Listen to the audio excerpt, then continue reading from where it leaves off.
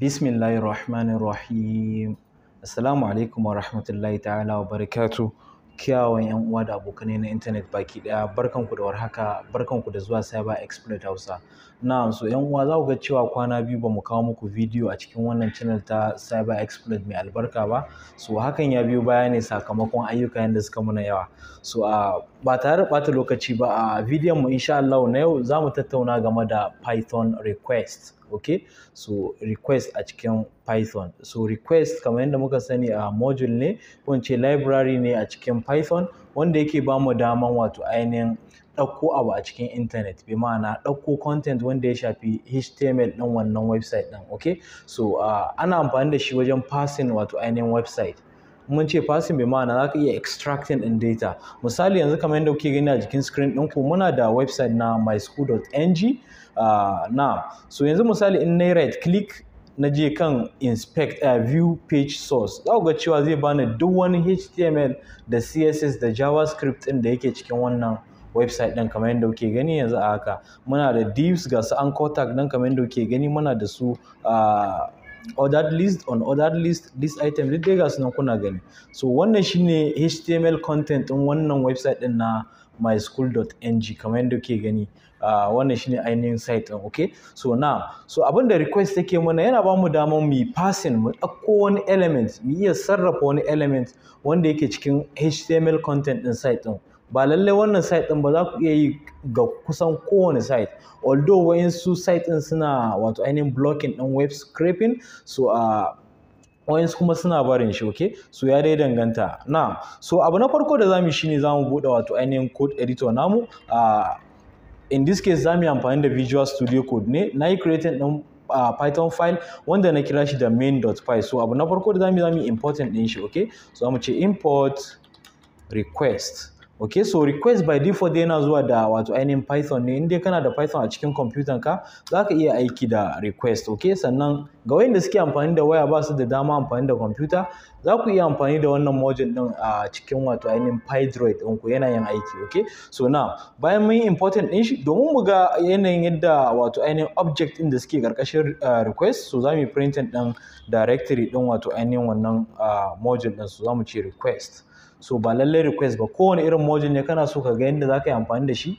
In kai print dir ka sa sunan module na a tsakiya, zai baka wato ainihin yanayin yadda za ka iya amfani da wannan modules ɗin. Now, so bayan mun yi running kamar yadda kuke gani, muna da connection timeout, muna da connection error, sannan kuma muna da copyright, duk dai ga su nan. Wayannan objects ne. Okay, objects ne wanda suke ƙarƙashin request module. Okay, muna da irin su code, compat, cookies, delete, get, head, hooks, ga dai sunan kuna gani, SSL, status code, structure, URL, lib, ga nan dai kuna gani da post. Okay, so in this video ko in ce a wannan series ɗin da zamu fara gabatarwa game da request, abin da zamu focusing akai shine get request da kuma post request da head misali da kuma wato ainihin status code. Okay, so maybe in yanayi ya bamu dama za mu taɓa ɗan SSL, secured socket layer, kamar yadda muka yi bayani a cikin series ɗinmu na over the wire. Now, so wannan shine object ɗin da za mu iya amfani da wato ainihin request module ko kuma request library. Now, so kafin kai amfani da request, na farko za ka kira request object ɗinka, sannan aka ce dot misali wato ainihin get. Okay, so za mu yi amfani da get, kada ku manta. Okay, wannan shi ake kira da get request. So anan za ka yi passing ɗin URL ɗin da kake so ka yi ka ɗauko wato ainihin information akan shi. So in this case za mu yi amfani da myschool.ng/classroom. Wannan site ɗin, wannan link ɗin nake so wato ainihin mi scraping ɗin shi. Okay, kamar yadda kuke gani, myschool.ng website ne wanda yake baku daman duk wani abu wanda ya shafi makaranta, WAEC, JAM, NECO, NAPTEP, duk za ku samu bayani. In past questions kuke nema, za ku iya samun bayani a cikin wannan website ɗin. Kamar yadda muka yi video game da JAM. Okay, video yana na a series ɗinmu wanda yake ƙarƙashin channel ɗinmu mai albarka. Na, so zan yi copy ɗin wannan site ɗin, sannan za mu yi pasting ɗin shi a cikin get method namu. Okay, so bayan wannan yanzu a duk in mun yi printing ɗin shi, bari mu ce print kawai. Okay, so mu ce print, ku ɗan gafarce ni, na yi error. Okay, zan ce print, ya kamata akwai closing bracket now. So zan yi running control alt n ga wanda ba san da ake running code a cikin Visual Studio Code ba, control sai ka danna alt sai kuma ka danna n. Now so yanzu muna jiran shi yana nan yana tattaro mana abubuwan dukkanin wayannan divs da kuma content na HTML wanda ya shafi site din nan na myschool.ng/classroom. So yana nan yana tattaro mana su, shi yasa kuka ga ya dan dau time sakamakon site din yana da nauyi. An kun lura ga cewa akwai abubuwa hefty abubuwa wanda suke cikin site din nan. Na bari mu ga ya gama. Okay, so ya bamu response yace muna da 200 response. Ga wanda ba san me 200 yake nufi ba, 200 shi ake kira da status code. Kowane website in dai is available online for you to see, status code din shi 200 ne. Muna da wani zuban kana kokarin kai binciken wani abu a cikin wani site za ga 404 not found, bi ma'ana babu wannan site din a cikin wannan URL din, okay, ko kuma an dauke shi. So muna da status code daban-daban, muna da 304, 404, muna da 500, muna da 400 to 200 shine is okay. It means site din nan zaka iya zuwa kai visiting din shi, sannan kuma zaka ga bayani game da wannan site din, okay? So yanzu ba printing muke so mu yi ba, za mu yi wato ainihin creating new variable ne mu assign din request object namu, sannan mu kira shi da response. Ba lalle response ba, zaka iya kiran shi da let's say sakamako. Misali bari mu kira shi da Hausa, za mu ce sakamako, okay?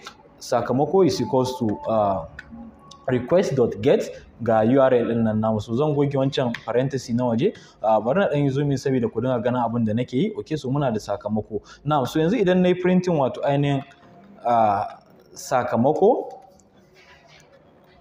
in nayi printing wato ainihin sakamako, ku dan gafarce ni, zai dawo mana da response na 200. Okay, so yana da object, mun yi amfani da wato ainihin get request ana. So mun ce muna da .text, okay, inda zai dawo mana da ainihin divs, duk wani abu wanda ya shafi HTML tags zai dawo mana da shi. Me nake nufi da haka? Bari mu right click mi wato ainihin view page source. Wannan bayanan nake magana akai. Tun daga HTML tag din nan kamar yadda kuke gani, ga dai sunan divs da muke da su, da anchor tag, da li tag, daga sunan. Okay, so bari mu running code din dai ku gani, control alt n, ku dan gafarce ni. Okay, na daga alt din kafin n din. Okay, control alt n,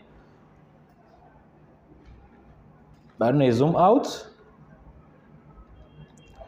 Okay, now so kamar yadda kuke gani gashi kuna gani ya dawo mana da page source din wancan URL din na myschool.ng/URL. Bari na dan mai da shi sama kadan.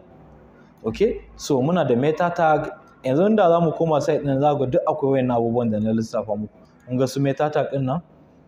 Okay, so request kenan. Ana amfani da request wajen wato ainihin scraping din website. Okay, ba iya shi kadai ba, akwai irin su Selenium, akwai irin su Beautiful Soup, duk zamu zo mu yi video. Wannan zai kasance shine episode na farko dangane game da web scraping. Okay, now so bari mu scrolling sama a ƙasa ku gani. Now so kun ga duk wayannan divs din nan muna da shi a cikin Python code din mu. So yanzu it can be easy for you to access any div a cikin wannan program din naka na Python. Ba lallai sai div ba, kowane irin tag. Muna da tags ga sunan kuna gani. Thank God muna gabatar da series game da darasin koyon hada website ga wanda ba san meye muke magana akai ba, HTML kenan. Okay, so duk wayannan muna kiransu da tags. Okay, ga sunan kuna ganin su. Now so request.text kenan, response.text ko kuma ce sakamako.text kenan. Okay, so bari na rufe wannan, sannan yana da wani object again wanda ake kira da .content. Okay, so .text zai dawo ma da tsuran HTML code din ne. .content kuma zai dan killace ma wasu abubuwan da bai kamata ka gansu ba. Okay, so site din yana da nauyi ne, shi yasa kuka ga yana dan daukan time kafin yayi loading. Now so kamar yadda kuke gani kun ga ya dawo mana da bytes, yana reading din shi ne in byte. So .text yana dawo mana da tsoron text din ne, ko in ce wato ainihin tsoron HTML code din ne. Why kuma .content yana dawo mana da shi in a case of bytes. Saboda a cikin site ɗin in kun lura akwai wato ainihin object, akwai hotuna kamar yadda kuke gani, akwai wato ainihin icons masu girma, ga dai style nan iri-iri. Okay, so wannan shine .content. Okay, so yanzu misali muna so mu testing din status code ne, zamu iya cewa print sakamako.status code. Okay, so mun ce status code 200 shine it means the website is okay. Zaka iya wato ainihin passing, za ka iya samo information a cikin wannan site ɗin. Okay, so wannan shine zai kasance bidiyo na farko game da request. Insha Allah duka ɗan uwa da wannan zamu kawo ƙarshen wannan bidiyon. Dan kai sabo ne zuwa channel ɗin mai albarka, muna roƙonka da ka taɓa mana subscribe button, ka taɓa mana alamar ƙararrawa. Idan ka kasance tare da mu a cikin wannan channel mai albarka, muna roƙonka da kai liking wannan bidiyon, kai sharing ɗin shi zuwa ga ƴan uwanka, abokananka domin su ma su amfana. Idan kuna tambaya ko wani ƙarin bayani ko kuma mun yi wani kuskure da kuka ga ya kamata ku sanar da mu, za ku iya tuntuɓar mu a cikin comment section ɗin wannan bidiyon ko kuma a cikin description. Da wannan za mu ce Assalamu alaikum wa rahmatullahi ta'ala wa barakatuh.